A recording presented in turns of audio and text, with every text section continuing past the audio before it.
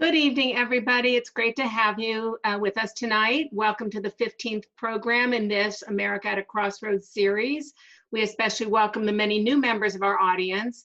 Tonight, we're very excited to welcome the dynamic James Carville and our now old friend, or friend of longstanding, the great Warren Olney.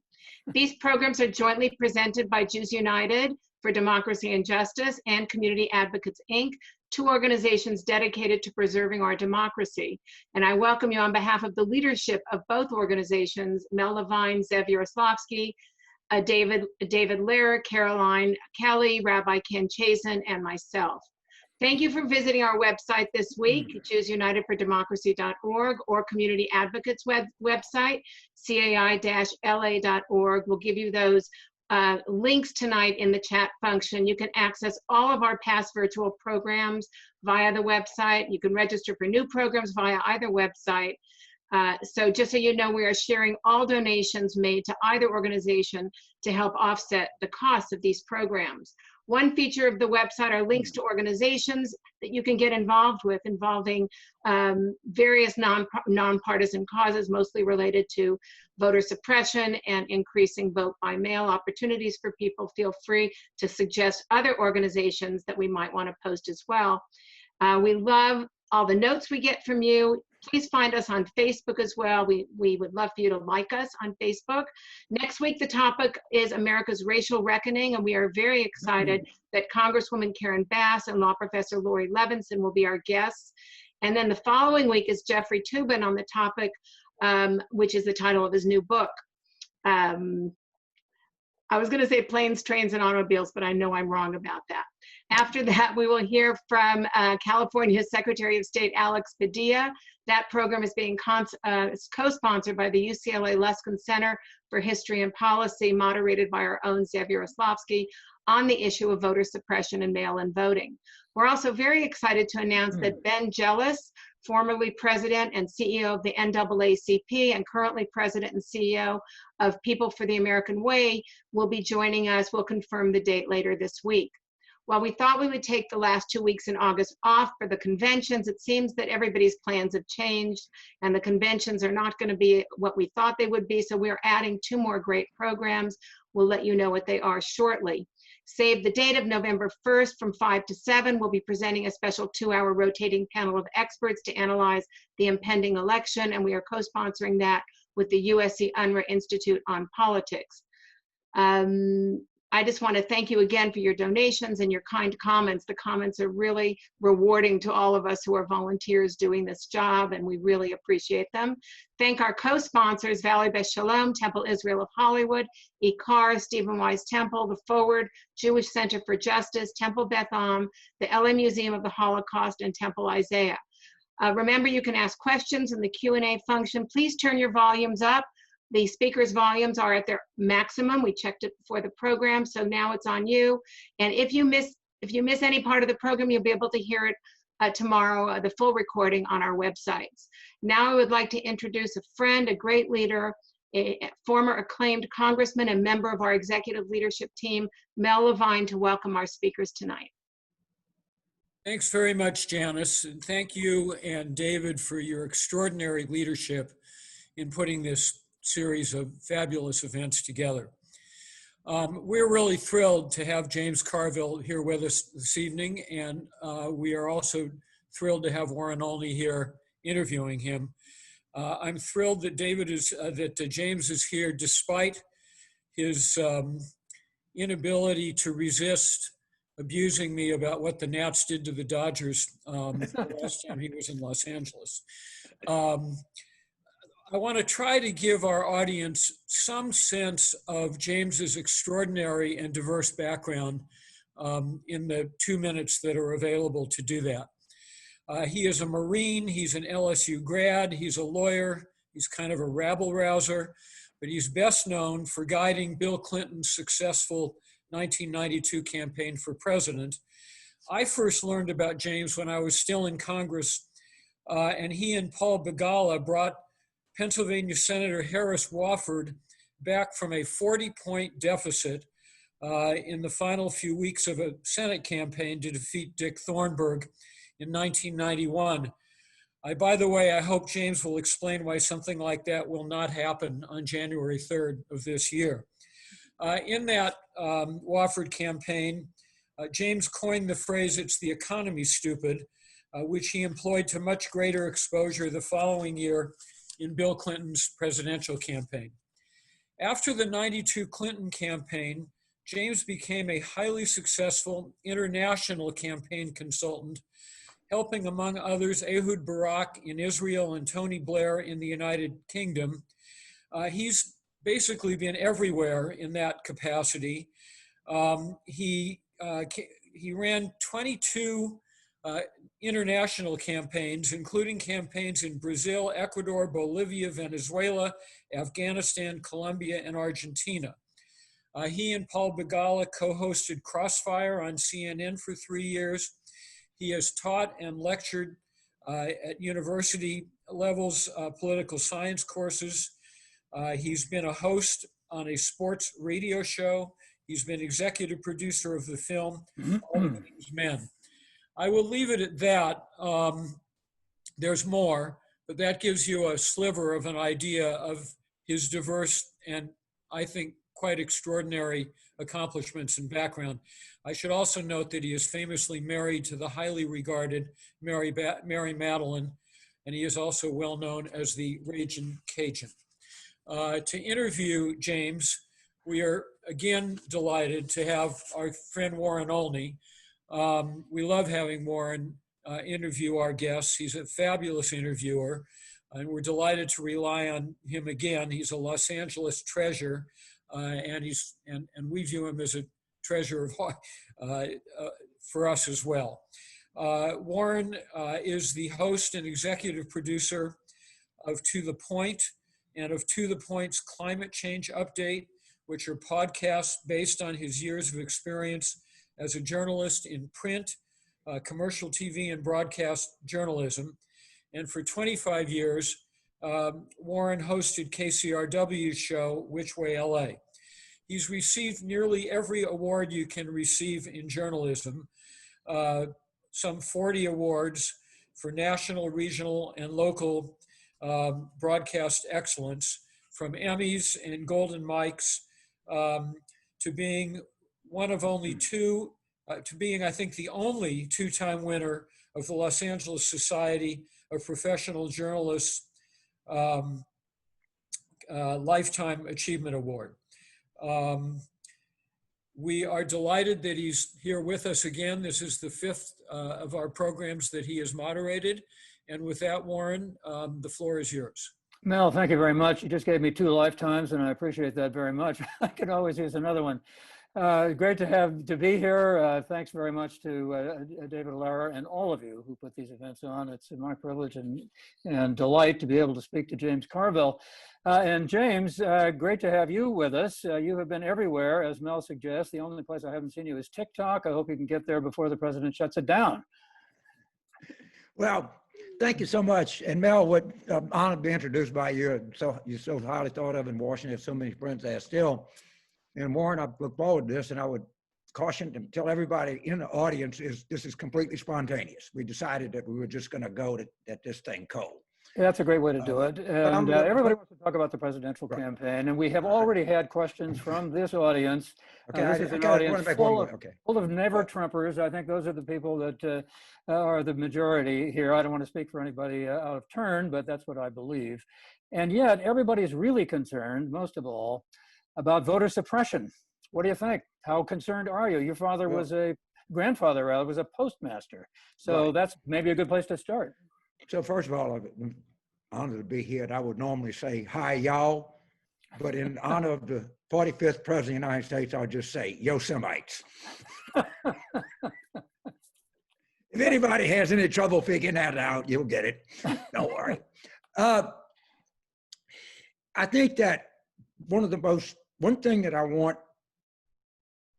Vice President Biden to say is one of my first acts as president, I want to have a thorough commission that investigates and makes recommendations as to ballot access and fair elections in this country. Because once people lose faith in the electoral system, of which they're dangerously close to doing. That's the closest thing we have to not being the United States, when we lose faith in our democracy. And right now, we got to be as vigilant as we can. I think the Speaker and Leader Schumer have got to be sure at the post office. You're right. My great-grandmother was, to go back then, a postmistress. My grandfather was a postmaster, and my dad was a postmaster. All right. I'm here in rural Shenandoah County, Virginia. People live off the post office, rural people, of which I'm one. We don't have the same relationship with the post office that urban people do. Most everybody do emails and back and forth and FedEx and UPS or whatever. The people in the rural parts of the country and poor people rely on the post office. And of course it can be funded. Of course we can do this. The only reason we're not going to do it is because certain people don't want us to do it. Did you deliver mail as a kid? Did I what now? Did you deliver mail as a kid? No, they would come to the post office back then. We didn't have RFD in my part. There's a lot of other places that did have it, yes. And it was it was a great life. My daddy was the postmaster and he had a general store and they were right next to each other. So if you needed a quart of milk, you could get that. If you needed a 5-cent stamp, you could get it there. You know, William Faulkner worked at the post office, and he said the reason he quit, he's tired of being at the beck and call of every son of a bitch that had 2 cents to spend on a stamp. But my dad wasn't William Faulkner, so we... Well, how worried are you about the current Postmaster General, who is, according to many people who work in the postal system, ordering that the mail be slowed down? It's just sickening. I mean, everybody knows what's on the, post office in New York City by sleet, snow, whatever. I mean, dog bites. I mean, think of all of the letter carriers in this country and think of the tradition and what they bought, the Sears and Roebuck catalog. Think of the whole history. Think of everybody who worked for the Postal Service. Think of all the people that are retired from the Postal Service. Think of, anything that you want. In the idea that the United States of America in 2020 can't promptly deliver a piece of mail is frankly outrageous and asinine. And for God's sakes, let these Democrats in Washington know that this is a real issue. This is a civil rights issue. This is a basic 15th Amendment, the right to vote. So I couldn't be more passionate about this. And the people on this, whatever you call this goddamn thing, you've got influence. Scream and yell and say, let's get this post office funded. Let's get this done right. Well, can we do because that the before Democrats the right now election? have power to make them do it. Can you do that before the election? Sure you can. You can fund the you-know-what out of it in the stimulus bill, which they got to have. And we got to hold tight. We got to hold tight. President Trump today seemed to be kind of backing away because now he says that voting by mail is okay if you're in Florida, it's okay if you're in Arizona, but he's suing Nevada. Yeah, that guy, if you ask me to explain Donald Trump, then I couldn't explain him. I would never do in that. any way. I couldn't do that. You could have 5,000 rabbis spend 5,000 hours and they couldn't explain him either. So I'm not even gonna try. I mean, he's a old man. He's a fat failure. He's gonna lose. He knows it, and he's sitting there desperately trying to do anything he can to rig this. And our job is not to let him do it. You're saying you think he's going to lose. He knows it. But yes. There's still a lot of time between now and election day, and there are lots of other ways that the vote can be suppressed and likely is going to be suppressed between now and then. And there's going to be not election night, but election week. So what about this issue of faith in the election in the meantime? And what can Democrats do to try to restore it? Again, we can get proper funding for secretaries of state. We can get proper funding for the Postal Service. All right, we can do that. It's not like we're helpless or hopeless here, but we have to tell our leaders to stand in there and do not make any deal with them that doesn't fund the Postal Service and does not adequately fund the elections around the country. These states out there are broke now. Can't imagine what they're going through. And the Republicans use every excuse not to properly fund this. We have to hold their feet to the fire. Scream, yell, raise hell, do everything you can. It's in our power to do something. We're not hopeless. You got to get the Senate, you got to get the president to sign it. You know what? They have to have the stimulus. We're at the table, all right? We hold tight. We can do it. We don't need excuses. We're just asking for people to vote. I'm on this campaign in Georgia to get all these Fortune 500 companies that are in Georgia. You know, people can drink Pepsi or they can fly on American Airlines. And you can tell me the state of Georgia 2 times in a row can't conduct a fair election? I don't believe that. I don't believe it. And we can't allow ourselves to think that. We can't succumb to the fact, oh, there's nothing we can do. Yes, there is. Yes, there is. Have the Democrats been weak in this regard? Do they need the kind of boost that you're suggesting from this audience at America at a Crossroads? I don't want to criticize them for being weak. I want to help them to be strong. All right? As Dan Quayle famously said, the past is behind us, the future's ahead of us. We got one future, November the 3rd. That's it. That's it. It's the only future we got. That's it. And we got to have a fair election. The country's in trouble. I'm not telling anybody in this audience anything that they don't know. But I know I've probably been in many of these offices out there raising money for this and that. I run into the speaker, I run into Senator Schumer, I run into every Democrat in the world is sitting in West LA raising money. We'll raise hell with them.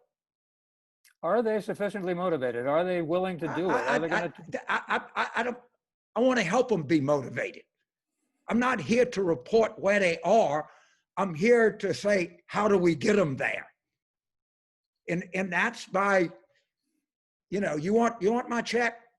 I want these registrars to have the check. I want these letter carriers to have a check. I want to see this mail go through. All I'm asking for is that somebody can vote. That's a simple request. What are the other major challenges you see for Joe Biden as the campaign approaches? We're not going to have conventions. He's not there. Neither party is going to be able to have those convocations where so many people get together, and they're so important to get people to carry on and to learn what's going on and to go out and try to turn out the vote on election day. Look, I talk to 10 posters a day. It's every public poll. People are so motivated, are so ready to go. You just can't believe it. You just got to accept the fact that 2018 had the highest off-election turnout since women were granted the right to vote. If you look at the engagement levels in the polling, you talk to people, I do. People are raring to go. And this is not a 50-50 country. People are ready to get rid of Trump, and by big margin. All we need to do is be sure they have the right to vote. That's it. And for God's sake, we don't just need to beat Trump, we need to beat him big. We need to defeat the scourge of Trumpism, which says that my success depends on your failure, which is just the most idiotic, anti-American thing I've ever heard in my life. And it's just stupid. People want to get rid of it, and we can help them. Anything approaching a fair election, we're going to win. If we have a fair election, we're going to win big. And people on this thing have influence, use it. What about the divisions in the Democratic Party? We saw more of that this week in the primaries, where a couple of veteran establishment type Democrats got knocked off by progressives. Are they, do you think, the young people, the progressive people, the leftists, the people who went for Bernie Sanders and Elizabeth Warren, if she's not on the ticket, are they going to be, do you think, dividing the party to an extent that there's a reluctance to turn out on some people's part? First of all, let me explain something. 18% of the United States elects 52 senators. So you're not going to win the United States Senate in central St. Louis or Detroit or Bronx or central Boston, all right? Well, I am not part of a cult. I'm part of a coalition, all right? part of my coalitions are African Americans, urban people, suburban women, all right? People with college degrees, union households, seniors, students. And when you're in a coalition, you have to continue to work to put coalition together. Some people want to be in a cult. Okay, if your cult wants to be part of our coalition for the election, that's fine. But I'm not interested in being in a cult. And when I'm in a coalition, I understand that you have to listen to the other person, you have to compromise some. And I think Biden has done a good job of that. I congratulate Senator Sanders. He's certainly done what he can to be supportive of this. And sure, they can have primaries and they can primary who they want. They're going to win some. But you understand the speaker needs 218 votes. The majority leader needs 51 votes. 18% of the United States elects 52 senators.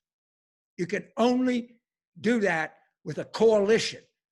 And I see these idiots on television not knowing the first thing about politics, yapping about how we're going to build from out or whatever. You can't do it. You can't do it unless you're part of a coalition. You can't. Why do people disrespect rural white people? I have no idea. I live out here with them. I'm one myself. When did the Democratic Party ever give off vapors that were smarter than other people? Bill Clinton never taught me that.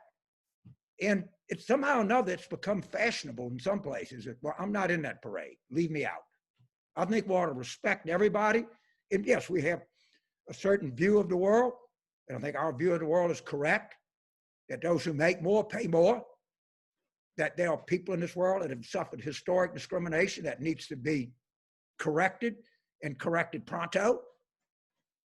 There's nothing wrong with saying we certainly need better infrastructure and schools and God knows what not. Don't even get me started on the climate. I got a whole beef about the climate movement. I'm not happy with these people at all. You're not happy with the climate change people? No, and I'll tell you why. And this is one of my passions in life. In Louisiana, we're ground zero. There's no question about it. We're drowning in water. We're drowning in everything. Yeah. We have never been able to, and I'm going to take a point of personal privilege here. It's going to take a couple, 3 minutes. We don't move anybody. And I talked to Sean Willentz, who used to be chairman of the history department at Princeton. I said, Sean, what's a movement in the world where people acted against their perceived short-term or immediate-term self-interest? Because that's basically what you're asking people to do.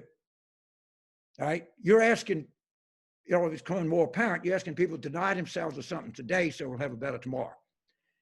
And he recommended a book by a Berkeley academic by the name of Adam Hochschild. Actually, Adam's wife wrote a really good book about Louisiana, Arley. And it was called Bury the Chains. And it was about the British anti-slave trade movement in the beginning of the 19th century. And I was reading it and it struck me. The problem with the climate movement, it is the only, and I teach this, it is the only major social or political movement that I ever thought of that has no emotion.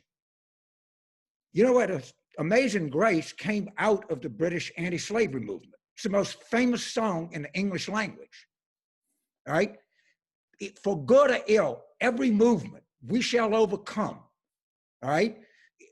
Even nefarious movements, the Confederate battle flag.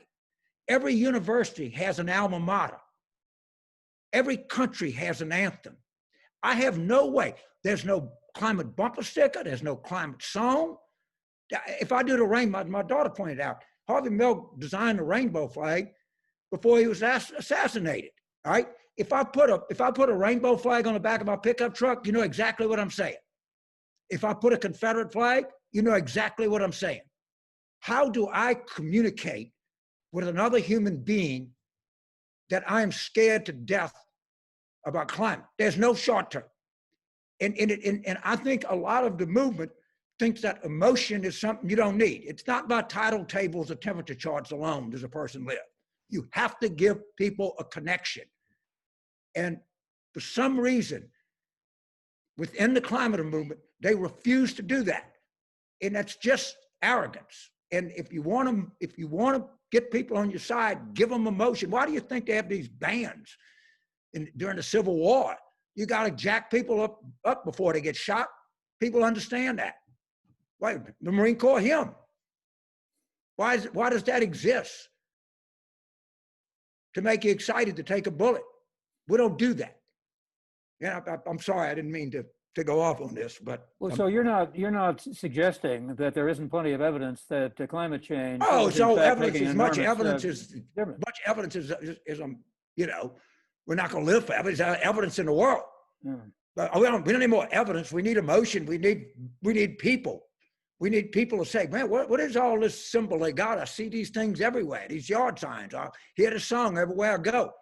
And you get these companies behind you. No, you think I lived in, the water was against the levee for 237 days? The northern Gulf of Mexico is 3 degrees hotter than normal? I'm not an idiot. Of course it's true. I think it's even more true than most people think it is. But we're not moving people to action. And that's the problem. So is that then going to be Joe Biden's task if, in fact, he gets elected? That's our task. You know, Joe Biden's got 50 things that he's got to do. That's one of 50. We got to get people involved here. We can't wait on orders from headquarters. All right? I'm sure he's going to get us back into Paris. Oh, sure. All right? We'll have sane policies when it comes to, you know, environmental policies, but that's just going to help some. If we want to get this thing going, we got to move. Time is not on our side at all. At all. And you know what's going to happen is people, and who's going to be the most affected by climate? We already know. Poor people. We already know that. Like I've talked to climate scientists. The scourge on people of color is going to be so draconian that you can't imagine it. You can't imagine what we're going to be faced with. And yeah, that's certainly, I'm sure he'll have a really good EPA director, and I'm sure we're going to get the national park straight, and we'll do this and that, but we need 100 times more than that. I don't think South Louisiana's going to make it. Immigration is going to be an issue. Yeah. I mean, we got all kinds of things. What I'm really think is people need to get off the stick and just move and use the power that you have, the social power, the economic power, the whatever it is, the technological power, whatever power people have, they need to use it effectively and ruthlessly. Let's get back to the election. And what do you think it's going to take for the Democrats to be able to control the Senate? Are they, do you think, likely to, at this point, you say Joe Biden is practically a shoo-in if, in fact, the election can be conducted so that everybody believes in it. But yes. What about the Senate? Okay, you got 4 top-tier races. You got North Carolina, you got Arizona, you got Colorado, and Maine.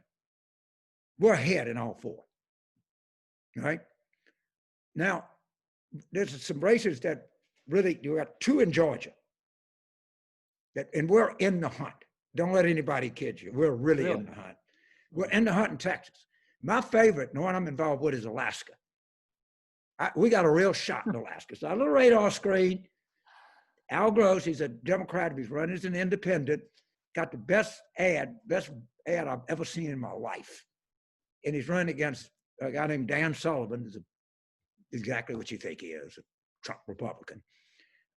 Iowa, I think we're going to, I interviewed Teresa Greenfield. She's outstanding. By the way, Cal Cunningham in North Carolina is almost like Clinton-esque. He's so good. There's some good candidates out there. So, you know, Kansas is going to be tougher. You know, so Kobach didn't win. We'll go back to the drawing board, but she's a really good candidate. Steve Bullock, who's a really good friend of mine, a really top tier guy, he's going to be right there in Montana. I promise you. Watch South Carolina.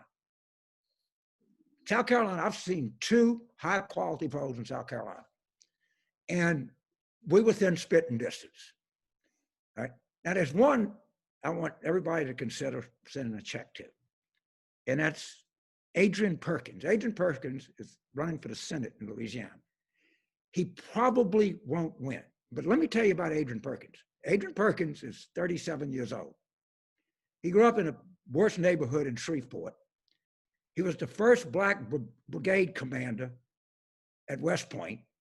He had 3 tours of duty. He won the Bronze Star. He went to Harvard Law. He was president of his class. He came back to Shreveport. He ran for mayor, beat an incumbent 2-1, and he's running for the Senate. We have to have more Adrian Perkins in this country. And Adrian Perkins, I'm gonna work tirelessly for him, and he said, "What do people say? I don't have a chance." I said, "What chance did you have growing up in Holly Grove, Shreveport, of being the first brigade commander at West Point, of being a Bronze Star winner, to be the president of Harvard Law School?" I bet you Mel wasn't the president of Harvard Law School. So, and sometimes in life, you got to say, you know what? I like this guy. And he's 37. He might not, maybe, who knows? You ain't beat till you beat. But Adrian Perkins deserves support. We got to keep people like this in politics. You got a Marine Corps hat on. I'm wondering, what about the possibility that so many people have raised that President Trump is in fact defeated, but manages not to leave the White House? Right. Is that, do you think, even a possibility? There are so many, I know so many, I've run into like these 4 stars. They'll be glad to do an extraction procedure. Don't worry. They will be glad to go in and get him and take him out. That does not, literally, Biden is, and this is never before, I bet you McCain got 85% of the active duty and retired general officers, flag officers. Biden will get 85%. They cannot stand this guy. They Why cannot not? stand him. Because he violates everything that they try to do. Everything they try to do. When you're sitting there, and you're a Navy ship. If you have sailors fighting with each other, that's not going to work. That's not going to work. And they're sworn to uphold the Constitution. And you got this guy ordering extra constitutional things. He has no respect for the chain of command. None. This Eddie Gallagher thing is outrageous. I worry not one whit about him getting out of there after he's beat. There'll be so many volunteers to go ahead and drag him out of there, you wouldn't believe it. You wouldn't believe it. We got to the time where I think it is incumbent on me to allow the listeners to ask some questions. I'm going to pass them along without any kind of editing at all. And so let me start with this one. Here's a question. Should Biden debate Trump 3 times, or should he go for the 4 times that Trump now says he wants? Just debate him. Everybody does. Everybody does. The Presidential Commission, I think they debate 3 times, and a vice presidential debate. There's no problem. And if you want to debate about the debates, debate it to debate. Of course. Look, we got to stop this. Joe Biden ran. Bernie Sanders is one of the most consistent communicators in the history of American politics. Elizabeth Warren is one of the smartest, sharpest people to ever run for president. Ditto for Pete Buttigieg. All right? That guy is really smart. He is really good on his feet. All right? Biden debated them all. As if he can't debate Yosemite or whatever he is, Donald Trump, who can't string a sentence together. Of course, we're going to debate him 3 times, and we're going to do it like everybody else does it, and we're going to win. And let's stop debating about the debates. There are those who are saying that Biden, although he is, according to people who are very close to him, people that I know, say he's vigorous, he's doing fine, everything's great, and yet on the screen, on the debate stage with Trump, they're concerned that he's going to look a little weak, a little shaky, and that Trump will somehow be able to sort of overcome him and win the battle of the optics. No, I'm not. Look, first of all, he's running for president. You got to debate. That's simple. I mean, come on. That's ludicrous. And he'll do fine. There's no reason. Trump is the one that can't string a sentence together. I mean, my God, person, woman, man, camera, TV, what kind of crap is that? I mean, people got to just get over this. He's gonna do fine. He's gonna wipe him up. I bet you Trump doesn't even show up. But let's get off. Let's get rid of this defeatist attitude. It's no good.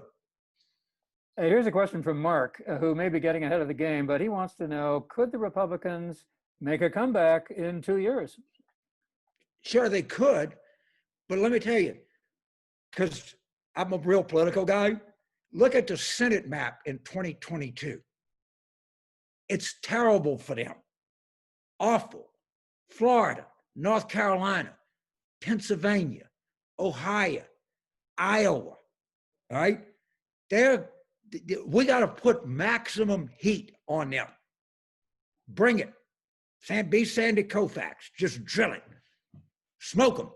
They got real problems. They're going to have, it could come back, but we got a good Senate map in 2022, a really good one. That's why it's all I do all day is talk to people about this crap. You may have asked then the question answered the question that Frank is asking. He says, how should Trump's Republican enablers be treated? Well, if it were me, and this is a little bit of an exaggeration, their heads ought to be shaved and they should be put in pajamas and march down Pennsylvania Avenue. But that's a metaphor. I didn't mean it. It's an exaggeration. I think that I work a lot with these never Trumpers, the Lincoln Project people, the Bulwark people, Stuart Smith, Bill Kristol, Rick Wilson, all of these guys. And they are after it. And people go, well, they did this and that. Look, I don't care. Right now, what did Churchill say? If Hitler invaded hell, I'd side with the devil. All right? We got one job here. That's November 3rd. Then they can, Bill Barr, I'd trust him any further than I can throw him. And I tell you, I can't throw him a centimeter. I promise you.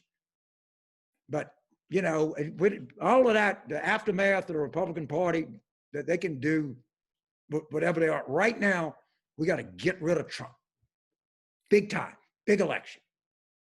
One state you didn't mention earlier is Alabama. Kathy wants to know, do you think Doug Jones can get reelected? So Doug's a good friend. He had Giles is a campaign manager. Unfortunately, Giles passed away. He's probably 3 points down right now. Tuberville has real issues. He had a football player when he was at Auburn that raped a young woman, and he was so decisive, he made him sit down a game against Appalachian State. And Tommy Tuberville is really tough on him. I'm sure he was very, concerned about what Bill Clinton did, right? Tuberville has also, and some of you researchers can look this up, he was part of like a hedge fund, a mutual fund. It ended very poorly for a lot of people. And I hope we pounce on Tuberville early and often. But we're definitely in the hunt. And I'm watching these posters are coming back very conservative weighting. I think Doug's probably within a couple of 3 points right now. And there's a lot of material to work with. And look, it's a tough state. I'm not in any way, shape, or form. But I was one of the first people on board with Doug when he ran for the seat. And we were fortunate enough to get a guy who was banned from the Gadsden Mall. But Doug has one thing going for him. He's lucky. We just need that string to hold on for a little bit longer. But yes, he's definitely got a real shot. Scott says that on Morning Joe, you said that Trump would leave office before the 3rd of November. Do you really believe that? I think he may not run. I still do. I think they gotta have to come up with the prospect now that they're gonna get beat so bad, and everybody sees the same polls. Right? And actually, the better polling is anything is more encouraging than you see in the paper, and they know that. And he's gonna have to stay because you're gonna walk out of here humiliated. You can just say the fake media and the deep state ran me out. I'm coming back in 2024. Everybody's going to beg me to be president. He probably won't, but that's a possibility he's got to have under consideration. It's going very poorly for him, very poorly. But if he leaves office, doesn't he face the possibility of indictment? But you'll get indicted whether he leaves or not. You can't indict the president. The New York Attorney General is going to indict him. That he can't be helped. And the Manhattan District Attorney is probably will too. And you can't pardon yourself for mistake crime. And I don't think Andrews will pardon Donald Trump. That's going to be no hope for him. What about the possibility of, I don't have a name on this one, but what is about the possibility of an October surprise? They're going to try anything. Of course there's going to be one. Of course, what crazy thing is he going to come up with? I don't know, because I can't think like him. I'm pretty unstable. I'm just not that unstable. They're going to try everything they can. Of course they are. And we just have to remain vigilant, remain determined, deal with it as it comes. But yet there'll be 3 October surprises. Then they know they're doomed. Well, this is a little more personal perhaps than some of the others, but somebody wants to know, first of all, somebody wants to know who your wife supports. And then somebody else says, do you have marital advice for George and Kellyanne Conway? Well, I think I'll say something for every male on this call. I don't speak for my wife. And I think everybody can understand that. Look, I don't, we've been married since 1993. All right.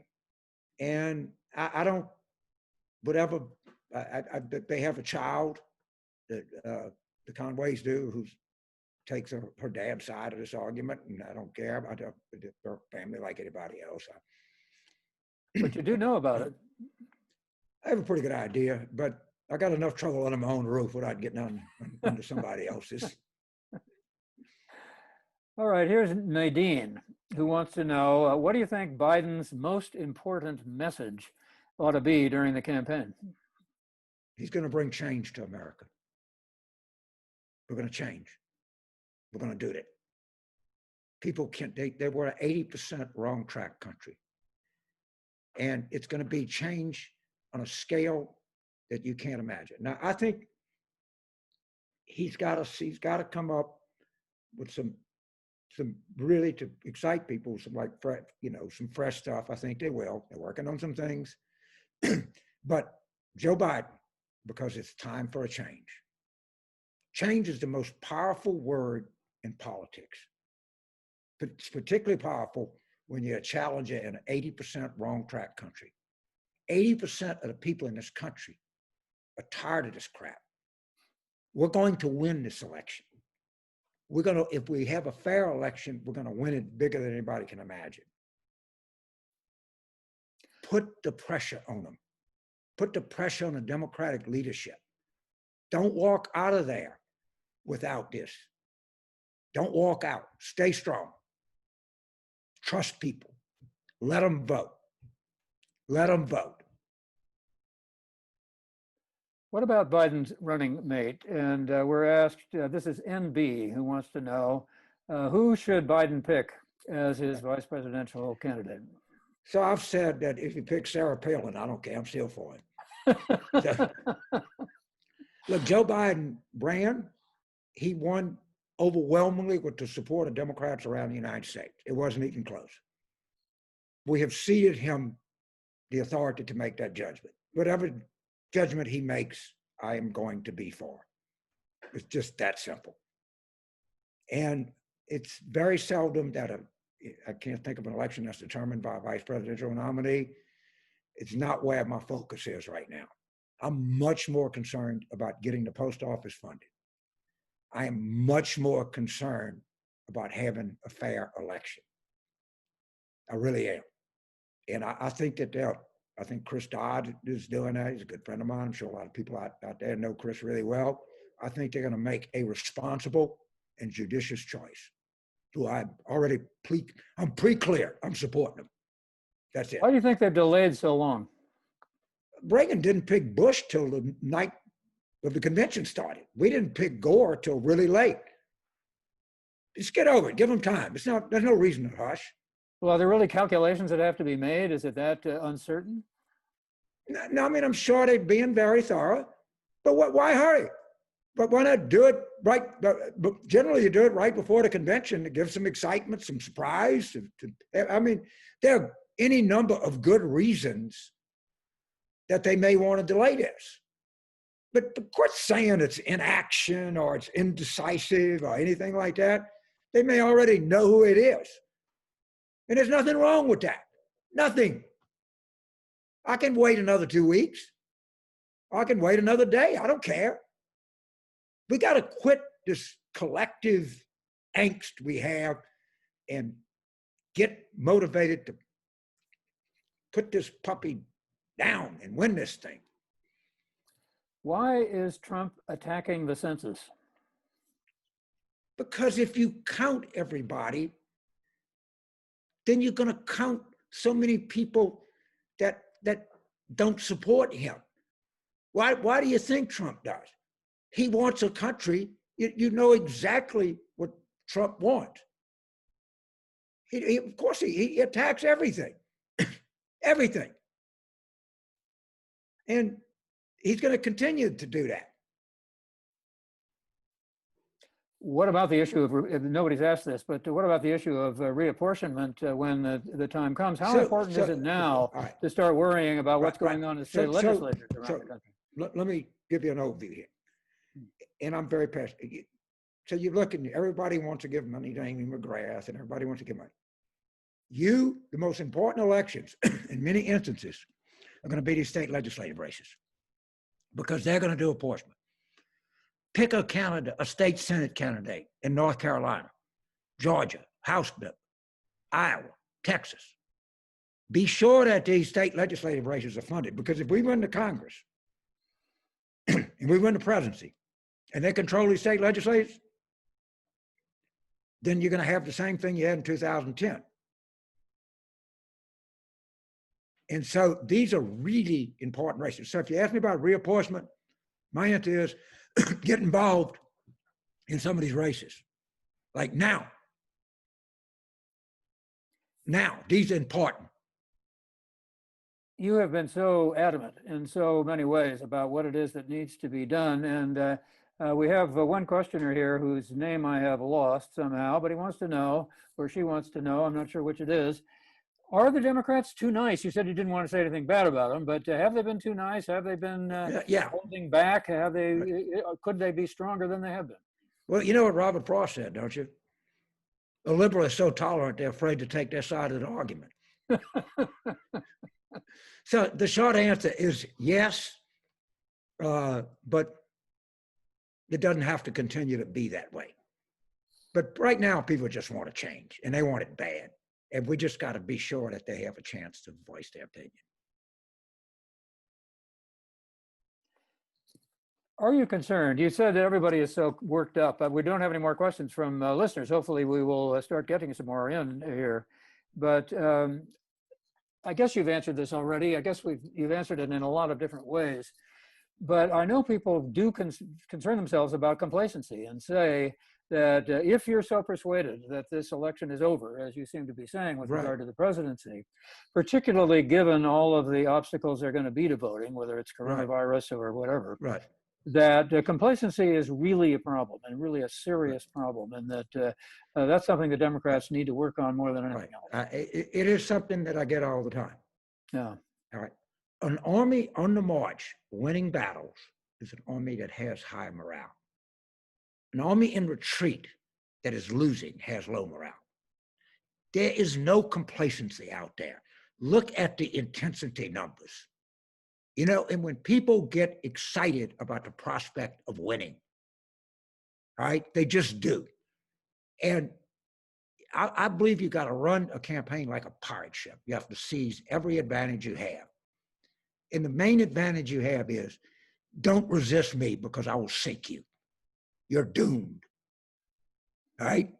And when the pirates see that they're going to get the loot, they get really, really, really excited. Right? So we're going to put that pirate ship against them. We're going to loot them. We're going to burn them.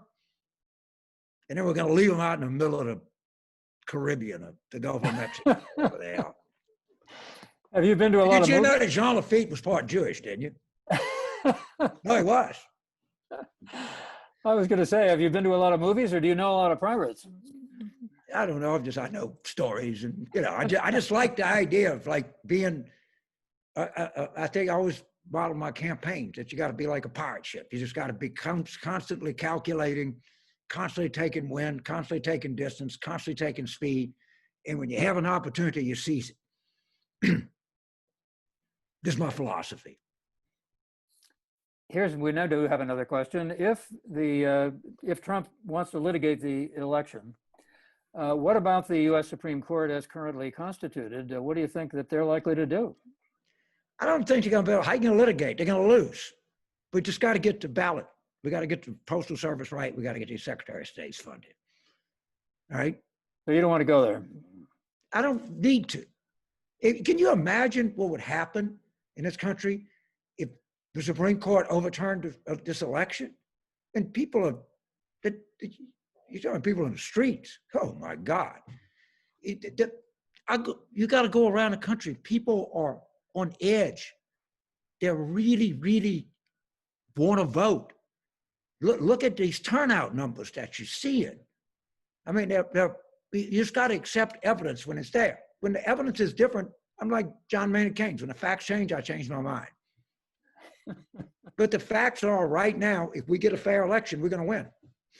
A couple of questions on populism. Do you think that it has been tainted by Trump? Do you think that it has a future? Well, I mean, first of all, populism, you had the William Jennings Bryan populism. You have the Trump populism. You got, academic study populism. I mean, I like things that are popular. Now the populism that we've come to think of populism has a strong racial contingent to it, which is really unfortunate, probably true to some extent. But the idea that politicians are not going to try to be popular is pretty far-fetched. And populism means different things to different people. You mentioned race. What about Black Lives Matter? And has that, in fact, do you think, been a healthy development? We've seen so much of it in so many places, all of a sudden bursting out in every state and every major city. And is that, in fact, do you think, ultimately to the advantage of the Democrats, or is it going to generate a lot of people who don't think the Democrats can cut it? I think Black Lives Matter is a wonderful thing. And by the way, they had a slogan, all right? BLM, climate needs some more of that. All right. They had something to galvanize around. It was simple. It was to the point. And when people realize, hey, they got a point, man. This is outrageous. And a lot of these marches were a lot of white people too. I mean, we should embrace this. We really should. And the idea that a nation this advanced can't deliver the mail, or can't have a way that we can have humane, effective policing is insane. By the way, the LAPD is considered to be one of the better urban police departments in the United States. It really is. Really is. David Harris, does this consulting all over the country, he's a law professor at Pitt, would tell you the same thing. Well, they're getting a lot of heat. They're getting a lot of heat from Black Lives Matter. Well, I mean, they're always going to have heat, but I'm just telling you, it has a reputation of being one of the better run large, I'm not saying they're perfect or by any stretch of the imagination, or people who don't have a beef with them. I'm just saying among people that study this, they have a pretty good reputation. One of the listeners wants to know this. What about Alexandria Ocasio-Cortez? Do you see her as a major future leader of the Democratic Party? I do. I think she's very talented. I mean, I don't necessarily, I think she brings like real energy, and when you watch her, when she gives a talk or she questions people, I mean, she has good staff work. I think she's a force and will continue to be one for some time to come. I do. I think she's much talented.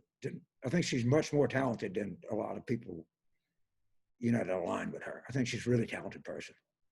She has her own super PAC. What do you think about what she did on the floor of the Congress with regard to the Republican that she said had insulted not just her, but all women? I think the guy did. And I think she was very effective. I think she slapped the crap out of him and it made me feel good. I think this is probably the last question we're going to have time for, but Elisa wants to know, what is the future of the Republican Party post-Trump? You know, there's a lot of things I think about, and a lot. I think a lot about the climate. I think a lot about how people vote. I think a lot about this. I'm going to put it in what we call the River Parish vernacular. I ain't studying about no future of the Republican Party. Well, they're there. They're the opposition. Well, let them figure that out. I'm not here to help them. You know, some guy told me in one of my books, when your opponent is drowning, throw the son of a bitch an anvil. Yeah, I got something for you. Take an anvil, guys. That's what they need. Well, I always have a habit, or not a habit, I'm always asked to do this. Do you have any closing remarks that you would like to make? Only this. We got to do this. We can't wait. We got to bring pressure to make sure we have ballot access. That means funding the post office for sure. That means funding these secretaries of state and people who conduct these elections around the country. That's my big, and get involved.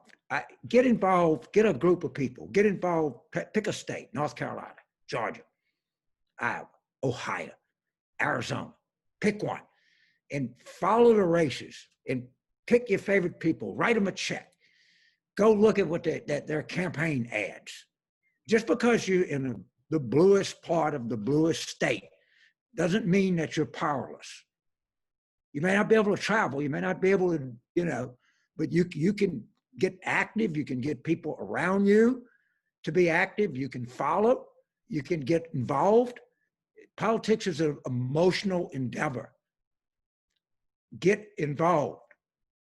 I don't even have to begin to tell you how important this is, but let's quit worrying, let's quit fidgeting, and let's just go to work and win this thing. Big, really big. Then we'll worry about the Republican Party. James Carville, you're a campaign consultant, and the message is clear. You have left no doubt about what it is that you wanted to tell this audience. You've taken every opportunity to do it, and I really appreciate it. A lot of fun to talk with you, and thanks a lot. Come and be on my podcast. I will, anytime, man. It's great. I enjoyed it. Yeah. I'm not confusing people with multiple messages yet. David Lehrer, back to you. Thank you, Warren. It's a pleasure to thank both you and James for a really fascinating and entertaining hour. We learned a lot about the next 3 months, and I think we all had fun in the process.